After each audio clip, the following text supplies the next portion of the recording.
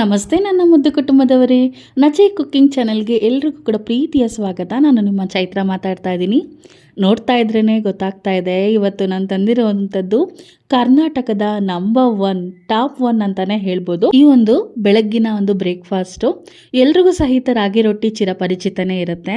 ಅದ್ರ ಜೊತೆಲಿ ಉಚ್ಚೆಲ್ ಚಟ್ನಿನ ಟ್ರೈ ಮಾಡಿಲ್ಲ ಅಂತ ಹೇಳೋರು ಖಂಡಿತವಾಗ್ಲೂ ಈ ರೆಸಿಪಿನ ನೋಡಿಕೊಂಡು ಒಮ್ಮೆ ಆದರೂ ಟ್ರೈ ಮಾಡಿ. ರಾಗಿ ರೊಟ್ಟಿ ಜೊತೆಲಿ ಉಚ್ಚೆಲ್ ಚಟ್ನಿ ಈ ರೀತಿಯಾಗಿ 1 ಸ್ಪೂನ್ ಆಗೋಷ್ಟು ತುಪ್ಪನ ಸೇರಿಸ್ಕೊಂಡು ಸವಿತಾ ಇದ್ದರೆ ಅದ್ರ ರುಚಿ ಬಲ್ಲವರೇ ಬಲ್ಲ ಅಂತ ಹೇಳ್ಬೋದು.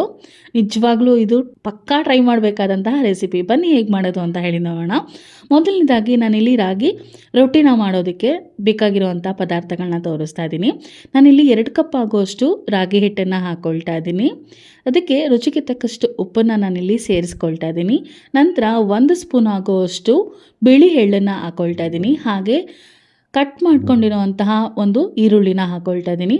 1 ಹಿಡಿ ಆಗೋಷ್ಟು ಕೊತ್ತಂಬರಿನ ಸಣ್ಣದಾಗಿ ಕಟ್ ಮಾಡಿ ಹಾಕ್ಕೊಳ್ತಾ ಇದ್ದೀನಿ. ಹಾಗೆ ಹಸಿಮೆಣಸಿನ್ಕಾಯಿನ 3ನ ಸಣ್ಣದಾಗಿ ಕಟ್ ಮಾಡಿ ಹಾಕ್ಕೊಂಡಿದ್ದೀನಿ.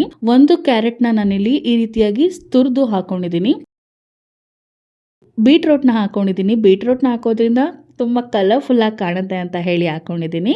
ಅದನ್ನು ಸಹಿತ 1ನ ತುರಿದು ಹಾಕ್ಕೊಂಡಿದ್ದೀನಿ. ಹಾಗೆ 1 ಕಪ್ ಆಗುವಷ್ಟು ಸಬ್ಬಕ್ಕಿ ಅಂದರೆ ಸಬ್ಸಿಗೆ ಸೊಪ್ಪು ಇರುತ್ತಲ್ವ, ಅದನ್ನು ಸಣ್ಣದಾಗಿ ಕಟ್ ಮಾಡಿ ಹಾಕ್ಕೊಂಡಿದ್ದೀನಿ. ಈಗ ಎಲ್ಲವನ್ನು ಸಹಿತ ನೀರು ಸೇರಿಸ್ದೇ ಈ ರೀತಿಯಾಗಿ ಡ್ರೈ ಮಿಕ್ಸ್ನ ಮಾಡಬೇಕಾಗತ್ತೆ. ಯಾಕೆಂದರೆ ಕ್ಯಾರೆಟು ಬೀಟ್ರೂಟು ಅದರಲ್ಲೇ ನೀರಿನ ಅಂಶ ಇರುತ್ತೆ ಅಲ್ವ, ಹಾಗಾಗಿ ಸ್ವಲ್ಪನೇ ನಾವು ಈ ರೀತಿಯಾಗಿ ಮಿಕ್ಸ್ ಮಾಡ್ಕೊಳ್ತಾ ಇರಬೇಕಾಗತ್ತೆ. ಹಾಗೆ ಈರುಳ್ಳಿನಲ್ಲೂ ಸಹಿತ ನೀರಿನ ಅಂಶ ಇರುತ್ತೆ. ಈರುಳ್ಳಿನ ಬೇಕಿದ್ರೆ ನೀವು ತುರಿದು ಸಹಿತ ಹಾಕ್ಕೋಬೋದು, ಪೇಸ್ಟ್ ಮಾಡಿ ಸಹಿತ ಸೇರಿಸ್ಕೊಳ್ಬಹುದು. ಕ್ವಾಂಟಿಟಿನ ನೀವು ಹೆಚ್ಚು ಕಮ್ಮಿ ನೋಡಿಕೊಂಡು ಮಾಡ್ಕೊಳ್ಬಹುದು. ನಮ್ಮ ಚಾನೆಲ್ಗೆ ಯಾರಾದರೂ ಹೊಸದಾಗಿ ಬಂದು ಈ ಒಂದು ವಿಡಿಯೋನ ನೋಡ್ತಾ ಇದ್ದರೆ ತಪ್ಪದೆ ನಮ್ಮ ಚಾನಲ್ಗೆ ಸಬ್ಸ್ಕ್ರೈಬ್ ಆಗಿ, ಹಾಗೆ ಪಕ್ಕದಲ್ಲೇ ಕಾಣೋ ಬೆಲ್ ಐಕಾನ್ ಪ್ರೆಸ್ ಮಾಡ್ಕೊಳ್ಳೋದನ್ನ ಮರಿಬೇಡಿ. ನಾವು ಮಾಡೋ ಈ ರೀತಿಯಾದ ಬೆಸ್ಟ್ ರೆಸಿಪಿಗಳು ನಿಮಗೆ ಮೊದಲಿಗೆ ನೋಟಿಫಿಕೇಷನ್ ಮೂಲಕ ಬರುತ್ತೆ. ನೋಡ್ತಾ ಇರ್ಬೋದು, ನಾನೀಗ 1 ಕಪ್ ಆಗುವಷ್ಟು ನಾನಿಲ್ಲಿ ನೀರನ್ನು ಸೇರಿಸ್ಕೊಂಡಿದ್ದೀನಿ. ಅದು ಸಹಿತ ಬೆಚ್ಚಗಿರುವಂತಹ ನೀರು, ತೀರಾ ಬಿಸಿನೂ ಅಲ್ಲ ಹಾಗೆ ತೀರಾ ತಣ್ಣಗೂ ಇಲ್ಲ, ಉಗುರು ಬೆಚ್ಚಗಿರುವಂತಹ ನೀರನ್ನು ನಾನಿಲ್ಲಿ ಬಳಸ್ಕೊಂಡು ಈ ರೀತಿಯಾಗಿ ನೀಟಾಗಿ ಇದನ್ನು ನಾವು ಹಿಟ್ಟನ್ನು ಕಲಿಸ್ಕೊಳ್ಬೇಕಾಗತ್ತೆ. ನೋಡ್ತಾ ಇರ್ಬೋದು, ಈ ಒಂದು ಹದಕ್ಕೆ ನಾನಿಲ್ಲಿ ಹಿಟ್ಟನ್ನು ಕಲಿಸ್ಕೊಂಡಿದ್ದೀನಿ. ಹಿಟ್ಟನ್ನು ಕಲಿಸಿ ಒಂದು 5ರಿಂದ 10 ನಿಮಿಷಗಳ ಕಾಲ ಇದನ್ನು ರೆಸ್ಟ್ ಮಾಡೋದಕ್ಕೆ ಬಿಡಬೇಕು. ಈ ಒಂದು ಸೈಕಲ್ ಗ್ಯಾಪ್ನಲ್ಲಿ ನಾವು ಉಚ್ಚೆಲ್ ಚಟ್ನಿ ಮಾಡೋದು ಹೇಗೆ ಅಂತ ಹೇಳಿ ನೋಡ್ಕೊಳ್ಳೋಣ.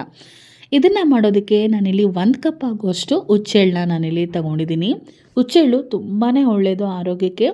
ರಾಗಿ ರೊಟ್ಟಿ ತಂಪು, ಹುಚ್ಚೆಳ್ಳು ಹೀಟು. ಹಾಗಾಗಿ ನಮ್ಮ ಹಿರಿಯರು ಎರಡನ್ನೂ ಸಹಿತ ಬ್ಯಾಲೆನ್ಸ್ ಮಾಡೋದಕ್ಕೆ ಈ ರೀತಿಯಾದಂತಹ ಕಾಂಬಿನೇಷನ್ನ ತಿಂತಾಯಿದ್ರು ಅಂತ ಅನಿಸುತ್ತೆ.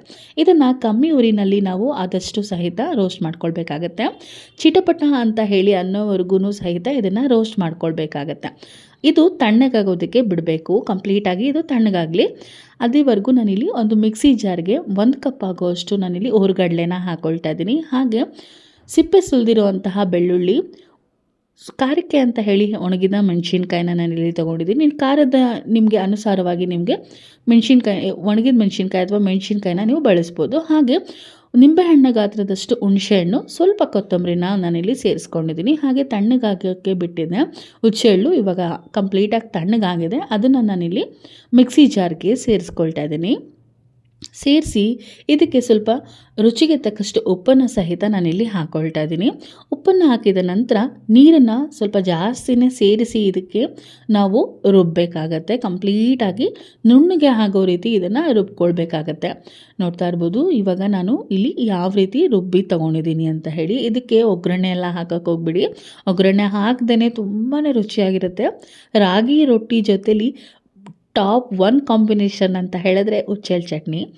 ಬೇರೆ ಒಂದು ಕಾಂಬಿನೇಷನ್ ಜೊತೆಲಿ ಈ ಉಚ್ಚೆಲ್ ಚಟ್ನಿ ಟೇಸ್ಟೇ ಬೇರೆ ಥರ ಇರುತ್ತೆ. ಆದರೆ ನಾನು ಪರ್ಸ್ನಲಿ ಟ್ರೈ ಮಾಡಿದ ಮೇಲಂತೂ ರಾಗಿ ರೊಟ್ಟಿಗೆ ನಂಬರ್ 1 ಕಾಂಬಿನೇಷನ್ ಅಂತಂದರೆ ಇದೆ ಅಂತ ಹೇಳ್ತೀನಿ.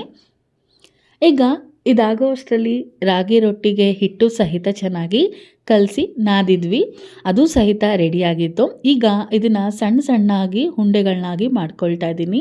ನಿಮಗೆ ಯಾವ ಒಂದು ಸೈಜ್ನಲ್ಲಿ ಬೇಕೋ ನೀವು ಆ ಒಂದು ಸೈಜ್ಗೆ ನೀವು ಉಂಡೆಗಳನ್ನ ರೆಡಿ ಮಾಡಿ ಇಟ್ಕೊಳ್ಬೋದು. ಈಗಾಗಲೇ ನಮ್ಮ ಚಾನಲಲ್ಲಿ ರಾಗಿ ರೊಟ್ಟಿ ರೆಸಿಪಿ ಇದೆ, ಮಸಾಲೆ ರಾಗಿ ರೊಟ್ಟಿ ರೆಸಿಪಿ ಸಹಿತ ಮಾಡಿದ್ದೀನಿ, ಅದ್ರ ಜೊತೆಲಿ ಕಾಯಿ ಚಟ್ನಿ ಸಹಿತ ಮಾಡಿದ್ದೀನಿ. ಅದನ್ನು ಬೇಕಿದ್ರೆ ನೀವು ಡಿಸ್ಕ್ರಿಪ್ಷನಲ್ಲಿ ಲಿಂಕ್ ಹಾಕಿರ್ತೀನಿ, ಮೇಲ್ಗಡೆ ಕಾರ್ಡ್ಸ್ನಲ್ಲಿ ಬರ್ತಾ ಇರುತ್ತೆ, ಅದನ್ನು ನೀವು ಹೋಗಿ ಚೆಕ್ ಮಾಡ್ಕೊಳ್ಬೋದು. ನಾನಿಲ್ಲಿ ಬಟರ್ ಪೇಪರ್ನ ಯೂಸ್ ಮಾಡ್ಕೊಂಡಿದ್ದೀನಿ. ಬಟರ್ ಪೇಪರ್ ಮೇಲೆ ಸ್ವಲ್ಪ ಎಣ್ಣೆನ ಹಾಕ್ಕೊಂಡು ತೊಗೊಂಡಿರೋ ಉಂಡೆ ಮಾಡಿರೋಂತಹ ರಾಗಿ ರೊಟ್ಟಿನ ನಾವು ಈ ರೀತಿಯಾಗಿ ತಟ್ಕೊಳ್ಬೇಕಾಗುತ್ತೆ. ಎಷ್ಟು ತೆಳುವಾಗಿ ಸಾಧ್ಯ ಆಗುತ್ತೋ ಅಷ್ಟು ತೆಳುವಾಗಿ ನೀವು ತಟ್ಕೊಳ್ಬಹುದು.